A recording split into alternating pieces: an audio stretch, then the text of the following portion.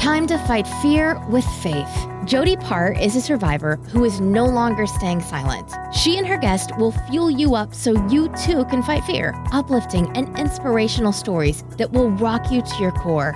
We don't tiptoe around the truth. We steamroll it in a bold way. This is your life, and now is the time to start living it. Get ready for the Faith Over Fear podcast with Jody Paar. Now, welcome Jody Paar to inspire you. Hey everybody, welcome back to Faith Over Fear with Jody Paar. I'm so excited you guys are here. I have a very special guest today, Micah Abbananto. I am so excited to have her here. You guys, this is an amazing woman, and she, to me, is the epitome of that you can't judge a book by its cover. People say that about me too. You never ever know what a person has been through. A lot of times we look at somebody and we can instantly prejudge them, think they never had anything hard happen to them. And I'm here to tell you, you don't know that, because when I saw her testimony on her Facebook, my mouth dropped, because from the moment I met you, Micah, it was such a great friendship and just connection. And it was at my girl Mallory's conference. Shout out to Mallory. Shout out to Mal. Yes. But you know, it was just like, I never put the pieces together because I didn't know the backstory. So when I saw you put your testimony out there on Facebook, I was just instantly drawn to it. And I was so excited for you to share it on this podcast because it is powerful. So I'm going to turn it over to you, Micah, and just let us know, like, when's the first time you felt fear in your life? Fear has haunted me since I was a little girl. I was terrified going to sleep at night. And when I say terrified, I mean, you know, I couldn't go to sleep. I would cry before I went to bed. I would have horrible nightmares. It was almost a every single night thing. My poor parents, just terrified that somebody bad was going to get me. I could not watch scary shows. My mom really had to protect what went into my eyes and into my ears because it would haunt me for months and months. And so, unfortunately, fear has been like a bad friend for a very long time in my life. But fear didn't really start to consume my life until I was several years into a really bad marriage. Fear and anxiety, I think we can kind of put those together. Definitely. Right. They can become all consuming. I even think they can become addicting, because you get an adrenaline rush from fear and even anger. Any emotion can get addictive. And I definitely think, looking back, I was very addicted to kind of the highs and lows that fear and anxiety created in my life and the circumstances that I was faced in. And so I have to really watch that still, now that my life is completely different from years ago, that I don't continue that cycle in my head. But, I think the post that you're responding to is the one where I was in a wheelchair. It was the one that you were talking about, your first marriage, I believe. And yes, that whole story just blew me away. So if you could share that. My ex-husband is an addict. He is still really struggling right now. And, when I became a Christian, I said I do, and it meant till death do us part. So I fully believed in that. I wanted to be committed to God and to him because that's what I believed a woman should do, and taking my Christianity maybe to the extreme, because I really did put myself and my children in a dangerous situation for years. He was in and out of his cycles of addiction. And of course, when you are in someone who's in a cycle, if you don't watch it, you become in similar cycles, right? And maybe didn't use, but certainly fear and anxiety, would come over wave after wave. And I developed a chronic illness called interstitial cystitis, which is basically rheumatoid arthritis of the bladder. It is considered the third most painful disease known to man. So it's very debilitating, very painful. And the stress of the marriage, the stress of how I chose to respond to the marriage was what was making me sick. And so again, I was married for 15 years. Clearly there were, depending on how you feel about divorce, there were definitely a couple of situations where maybe I had the right to divorce, but still chose to stay. And then we went through the F5 tornado on May 20th. And we had a moment in time where God took away everything. We lost our home. We lost quite a bit, everything that was in our home. And so we got to start over in a huge, nice house, everything brand new. We had a lot of income. Insurance was amazing. We were in a movie called Where Was God, which was a Christian film. And asking the question, where is God in the midst of trials? So, here we are, the peak really of what should be in our lives. We are in a film, I'm speaking, a new home, a new life. The kids are going to a Christian school, but I was living a lie, because really what was behind the scenes was, an ex-husband who is sniffing pain pills, verbally abusive, spiraling out of control. And I, again, had to flee to my parents, and I got out of the shower, and I'll never forget, I looked at myself, and it was almost like I was an Ethiopian, that skinny person. I was around 100 pounds and in a wheelchair. I kept a wheelchair with me in the back of my car. I was on tons of medications and supplements, about 15 different things, and just deathly ill. And God said, go. He just said, go. And, really it was coming down to, I was going to die for my disease, trying to stay in a very unhealthy marriage. And so I left. And in less than 90 days, I was off of every single medication and supplement. I was completely pain-free, and my health was completely back to being normal. And since I've left, I still have the autoimmune disease, but I have not had a flare-up. I have not had to take medication for it, if you will. I know now how to handle certain internal stress, which is lifting weights for me, and of course, a relationship with the Lord. But, now I've kind of been pain-free for, almost 5 years.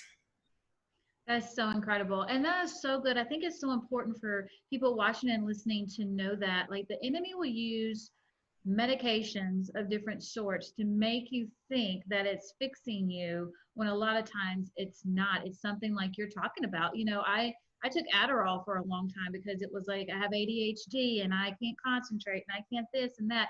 But yet all of the side effects of that. And then it became, oh, I'm getting skinny. Oh, I'm getting skinnier. Oh, I'm looking good.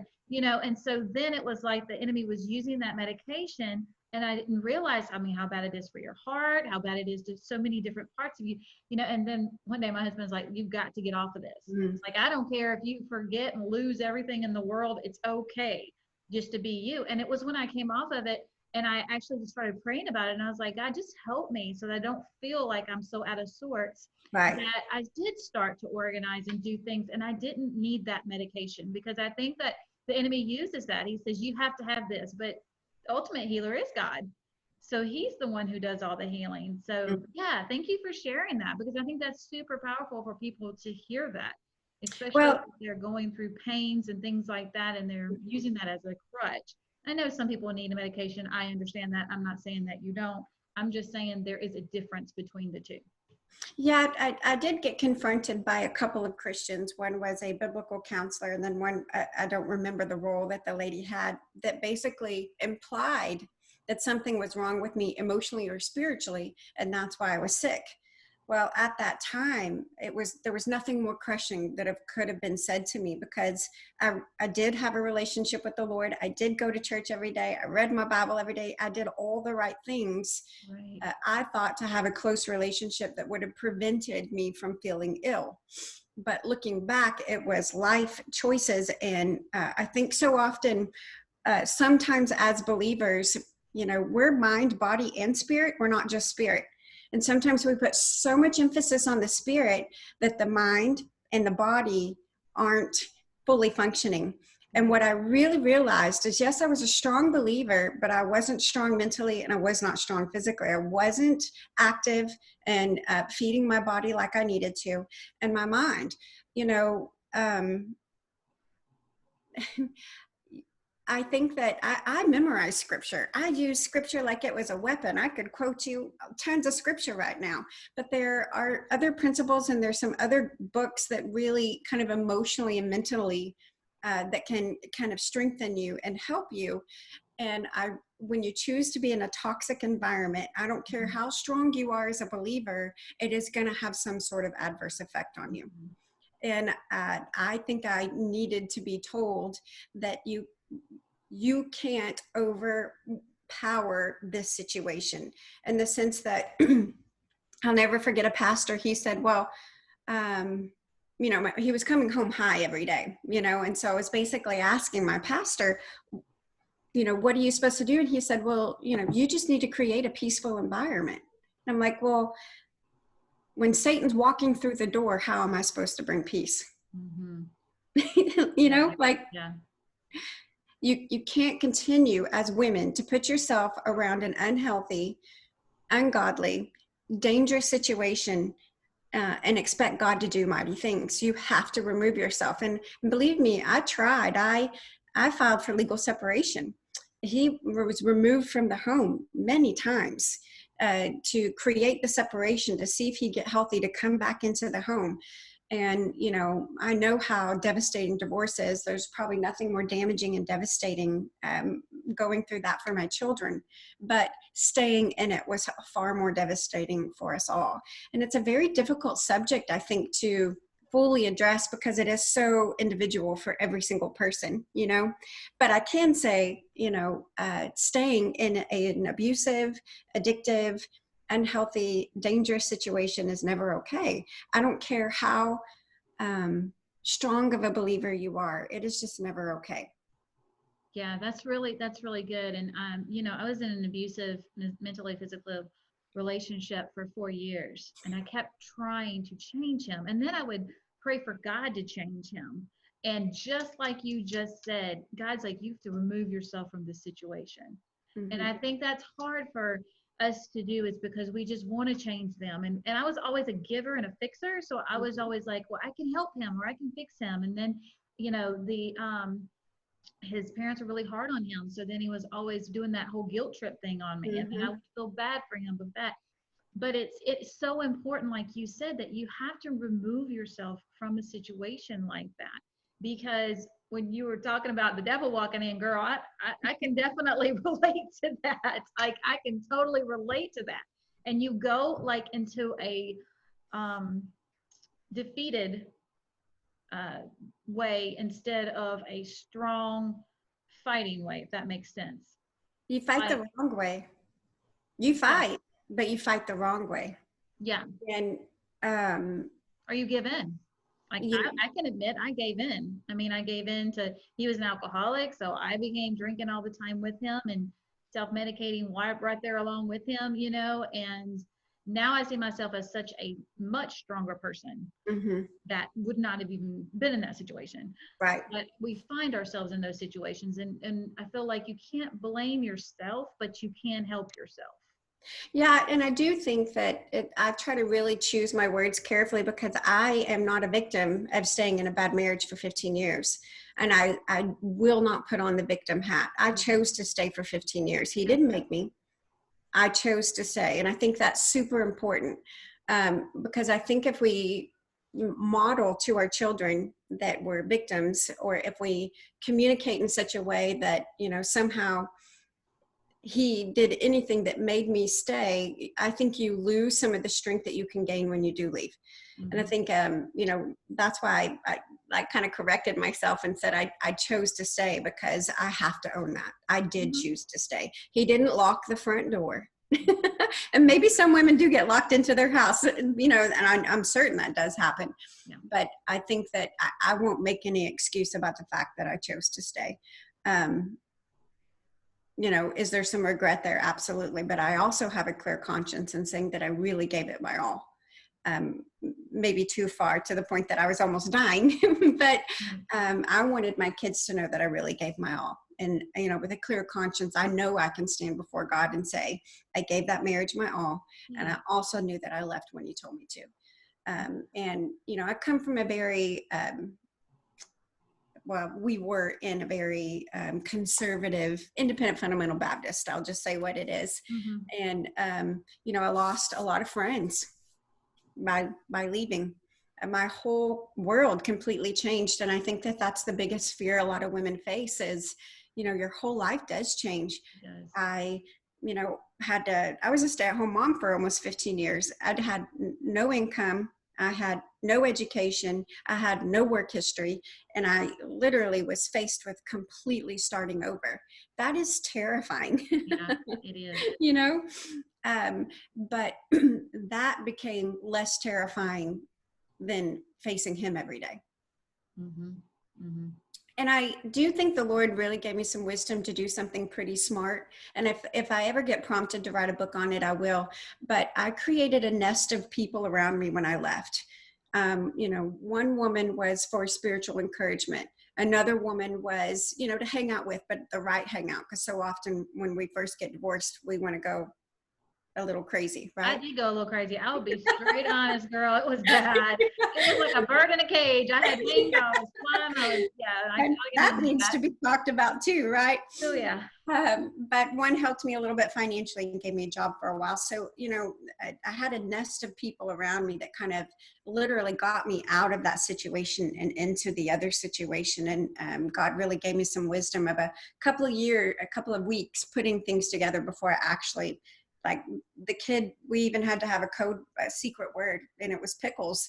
And when I said pickles, the kids knew that they needed to immediately go to the car and we were going to leave forever. So it was a deal to get out of. Yeah, but you got out of it. Yeah, but God really. The beautiful side of it is that you did get out of it. And now you are thriving. You are incredible.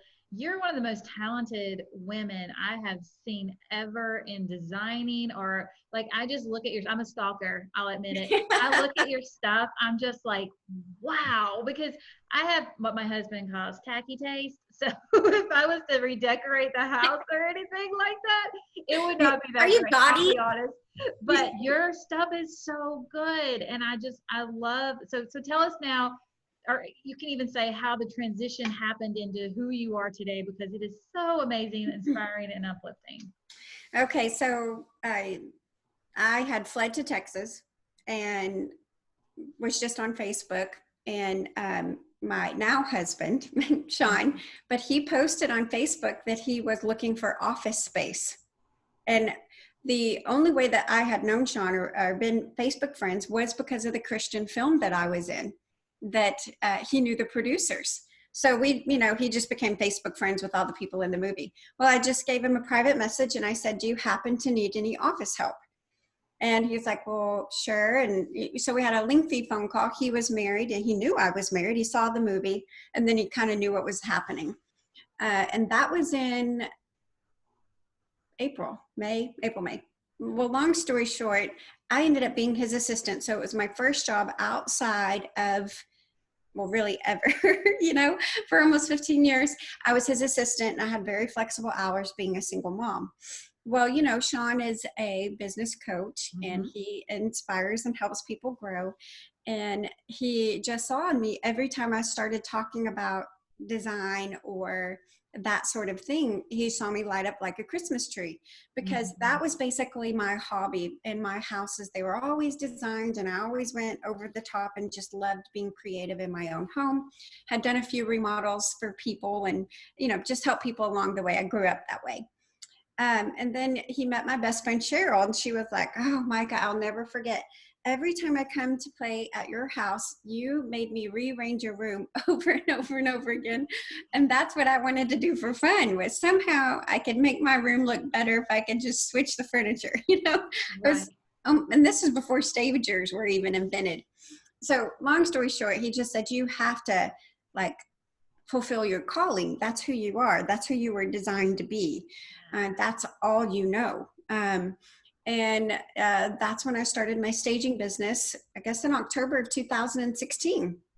So I literally used my own furniture because I didn't have any money. And certainly most stagers are like married and their husband makes the money and the wife starts to get her inventory going, because it takes quite a bit to get a staging business going. Right. But I just used my own furniture. So the couches and the dining room table, and everything that I had is what I used. So we would bring in lawn chairs and watch TV that way with the kids. But it really took off really quick. And I kind of discovered I had a knack, particularly with occupied listings, and then started getting design. And, two really important decisions that I made in building and growing my business was I reached out to other women who were doing it like I wanted to. So I reached out to a stager named Keeney, asked her just if I could buy her coffee. And she kind of told me how to get it going. And she gave me my first staging job. And when some redesign was starting to happen more and more, I reached out to another lady, Brett, and I said, I love what you're doing. Can I meet you for coffee? Sure. And she kind of told me in the design world what she was doing.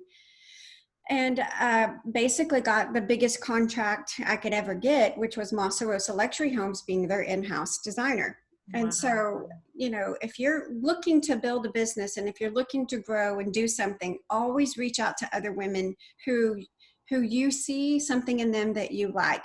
But don't just ask for a phone call. Buy them dinner, buy them a coffee, do something, really sit down, schedule that time to respect their time and try to grow that way. So, then things just took off. I had to sell all of my staging furniture. Well, actually, I gave it all away to some single moms. I don't know if you saw that. Mm-hmm. But I had tons of furniture because I'd accumulated, I think I had almost 10 sets. Wow. And instead of just selling it all off, I did a single mom giveaway and was able to fully furnish 3 single moms' houses with new furniture. And then so that was fun. Kind of gave back. The very thing that helped save me and my children and provide was what I wanted to do back to some other ladies. I love that. And then, Massa Rosa, they're believers. It just was a really great fit. So I've been there over 2 years now, and then kind of stopped staging. Did a digital system called Get Your House Market Ready, which is a digital staging program for realtors. And then now I just fully design.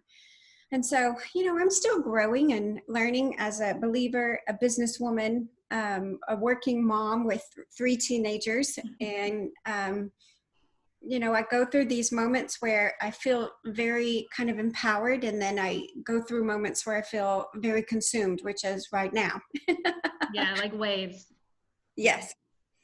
So, I think I'm getting again into the season where, like Sean, my husband now, he helps me draft emails that basically say I cannot schedule any more time. Because right now I'm designing like 30-something houses, which incredible. A lot of houses. A lot though. Yeah, it's a lot. It's incredible, but it's a lot. We're like full custom, and this isn't all just with Massa Rosa, but we're like full custom, meaning nothing is previously picked out. A lot of builders say, oh, we're a custom builder, but they're really not, because you pick a package or you pick a floor plan, and we're true custom. So it just takes a lot more time. But anyway, it's a lot of fun, and I'm really, really thankful.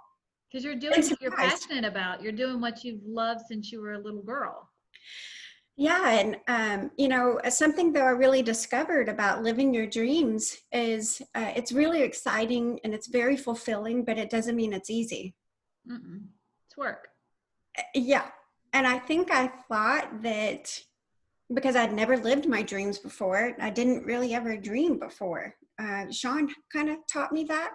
Yeah. But yeah, work is work, right? And you always are growing and learning, and I still deal with those struggles and insecurities, and have to, have God redirect my heart and mind to make sure it's aligned with Him, because I'm out in the world every day, and I'm in a lot of money and in a lot of, I'm just in the world. And so I really have to refocus my brain to make sure that I stay centered as a believer, because I sign everything I do, designer, with a purpose. I don't just want to be a designer and a businesswoman that is just about things looking pretty. I went there to be a spiritual, emotional, deeper meaning to what it is I'm doing for the people I work for and with. Yeah. And so I don't want to lose that, you know. That's special. Yeah, that's very, very special. So if your future self could say something to the lady that was you before, that was in that house, that was in that wheelchair, that was in that relationship, what would your future self say to her?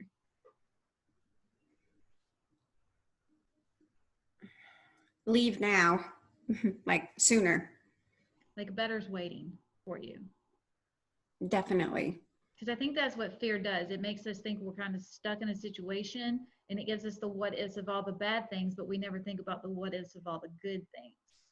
Very true. And, you know, I love the verse, for God has not given us the spirit of fear, but of power and love and of sound mind. And, you know, I could quote that all day long, but when you choose to live it, you know, and I think as believers, sometimes we can quote those scriptures, we know where to go, but we're not choosing to live it. Mm-hmm. And you have to, you know, like you say, choose faith over fear. Well, the faith means you have to walk that out. You do. You can't just like spiritually pray it and somehow magically it's going to happen. Right. You have to walk through the fire. You do. And that is the hard part. And sometimes too, I think Satan brings confusion about what it is we're supposed to have in life. And as women, I think that we short sell ourselves a lot about what we deserve. Mm-hmm. Do you agree? I do. I think that we're our worst critic. I mean, every single woman, I think, is her worst critic. And she's her hardest on herself. And I feel like the enemy will use those little things to get in there. Not saying that you're a victim or that I'm a victim, but I remember when I was in the abusive relationship and he would be like, you're worthless, you're nothing, you have no education, you have nothing, you're never going anywhere. And those words would sink in. Mm-hmm. And then I would be like, well, I am all those things. So, when you do back yourself up with scripture and you're like, no, I'm a child of the King. No, I'm a child of God. No, I have the Spirit to speak to all that. When you find that power within the word, it's a game changer for sure, for sure. Mm-hmm. And that's why I always want to give hope to anybody listening, because I don't want them to feel like they're alone, because I feel like the enemy uses isolation so much in people and they're just like, nobody understands you because you're the only one going through this. And it's like, no.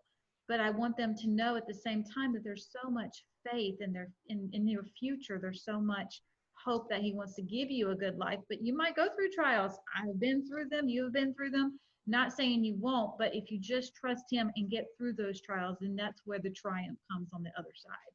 Yeah.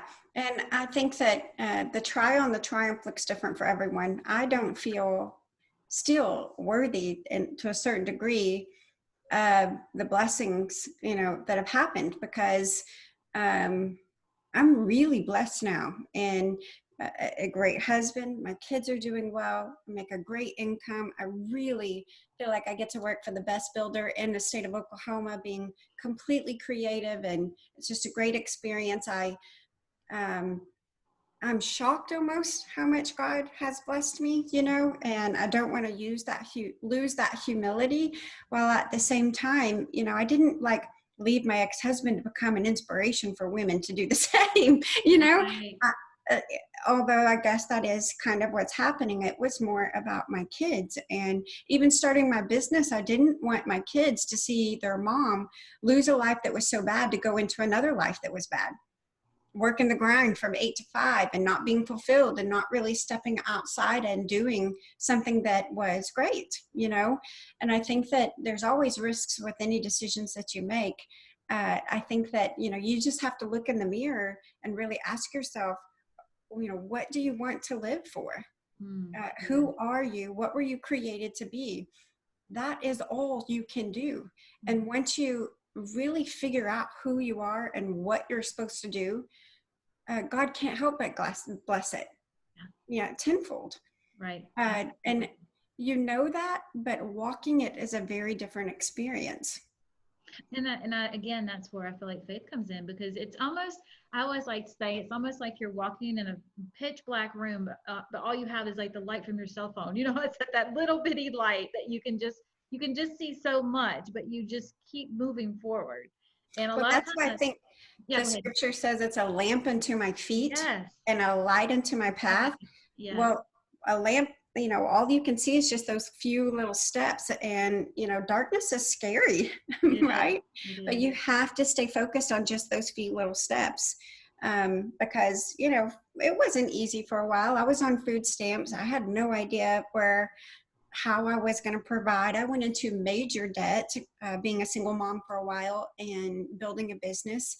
There were a lot of decisions that I won't sugarcoat. Being a single mom for 3 years was tough, Yeah. really tough. But yes, to be on the other side is, I'm extremely thankful. And here, married a great man, brings me coffee every single day. He's a wonderful person to me, believes in me. He really pushes me to go above and beyond even what I feel comfortable and capable of. But here, our first year of marriage, he has a heart attack and almost dies. Wow. So trials still come. Mm-hmm. It's just, I'm not choosing to stay in one. That's great. I love that. You That's know, so good. um, I think that as a believer, I was very naive, thinking that once I got saved and once I somehow lived to a level that God would approve of me, life wouldn't be a struggle anymore. And there's really nothing further from the truth. You almost get like a bullseye on you a little bit. It's kind of like when you start taking those steps, then the talks about it in the Bible that the fiery darts are coming at you, but you mhm. have the power, to trust and to speak against those things. That saying it's not going to happen, it's going to most definitely happen. Let's just be honest, but it's a different way of handling it. Yes, count it all joy, Mm-hmm. right? When trials, tribulations all come. Well, joy is a different emotion than happiness. Right. They don't feel the same, because happiness comes and goes, but joy is just an internal peace no matter what you're faced with. Good. And Good. I think that joy and hope are very similar. And I don't think you can have joy without hope, and vice versa. And I had lost hope for a while. I lost hope that God could really change a person. I lost hope that God could save my marriage. I lost hope that life was going to be okay. I lost a lot of hope for a long time, and was reminded that hope deferred makes the heart sick. When you become hopeless in life, you become ill. Now that can be mentally, emotionally, even physically. I was probably all three. And so I really had to refix my eyes on where my hope was. And I really had to rediscover who God was, how he was supposed to be alive in my life, how I was supposed to apply what he said, and kind of had to start from scratch with him. Yeah. Because when you go through things that are so painful, it can really be hard. It can really, really be hard to see past the pain.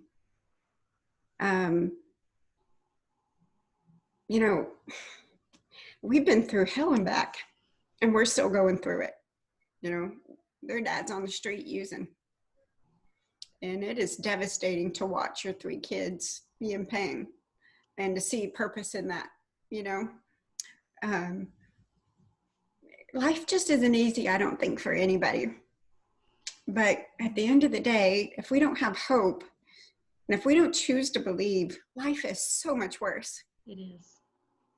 And so, I think that just trying to increase my faith, increase my hope, and really choose to believe that no matter what I'm faced with, even if another tornado comes and takes this house away, and even if James dies, that God still got me, and I'm gonna choose him in spite of my circumstances. It's beautiful. Micah, you just touched my heart so much. It's just, you are inspiration. And I love the rawness and realness to you. And I know that our listeners and watchers can see that as well. Please tell everybody how they can follow you. You guys want to follow her? I'm telling you, she is a talented woman. Oh my gosh, she is so talented. So tell everybody how they can find you online and they can watch. Well, have fun with this, but it's Micah Abbananto Designs. We'll link it below, guys. We'll link it below for you. But Micah Abbananto, certainly if anybody wants to reach out to me personally, please do so. But yes, Micah Abbananto Designs, I'm mostly on that page. I have the Get Your House Market Ready. But thank you so much for having me. You're really a jewel, and I loved listening to you. You were one of my favorite at that conference. You were the one that had the checklist, right? Mm-hmm. And I did every single one, I think, but one, which was a moment for me. And we got to close, I know, but it was a moment for me. That was a moment for me. So thank you for what you do and all that you do. And I love that you're flashy because that's you. It is. Thank you so much. And I think a lot of us are that way. And that's why at the conference, I wanted to make it comfortable. And for you guys listening, it's a checklist that you would write which one of them was you, but you didn't have to stand up for yourself. You stood up for your sister. So in other words, you weren't standing and being ashamed of what you felt like, you had been through. Another person stood up in place of you. And it was so powerful. And it was so powerful to see the different women's faces whenever so many people would stand up, because you could tell that they felt like it may have just been one person, like just them, that felt that way. And then you had 50 people stand, the whole room stand. And so it was just so powerful. And it was. Yes, thank you so much. Well, guys, thank you so much for watching. We appreciate you. My name is Jody Paar, JODYPAAR. And always remember, just have faith over fear. And just like Micah said, we all go through different trials and things, guys, but God has bigger and better plans for you. And I want you to just hold on to that. So thanks for watching, and we'll see you guys next week. Bye.